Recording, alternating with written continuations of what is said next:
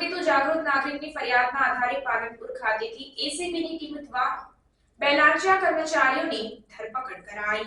પ્રાપ્ત માહિતી અનુસાર આ કામના ફરિયાદીને લર્નિંગ લાયસન્સ કઢાવવાનું હોય, જે માટે આરોપી અક્ષયકુમાર નારણભાઈ પ્રજાપતિને મળતા આરોપી અક્ષયકુમાર નારણભાઈ પ્રજાપતિએ ઓનલાઈન ફોર્મ ભરી કાયદેસરની સરકારી ફી 900 ભરાવ્યા અને ઉપરાંત કોમ્પ્યુટર ટેસ્ટ આઈટીઆઈ પાલનપુર ખાતે ડાયરેક્ટ પાસ થવાનું સેટિંગ કરવા માટે ₹3300ની બંને આરોપીઓએ ભેગા મળીને લાંચની માંગણી કરી હતી। જે લાંચના નાણાં ફરિયાદી આપવા માંગતા ન હોય ત્યારે ફરિયાદીએ એસીબીનો સંપર્ક કરી ફરિયાદ આપી હતી।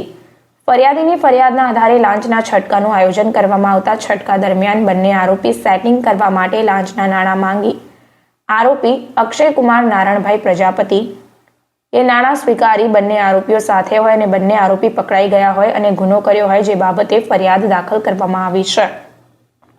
બંને આરોપીઓને હાલ ડિટેઇન કરી એસીબીએ આગળની કાર્યવાહી હાથ ધરી છે।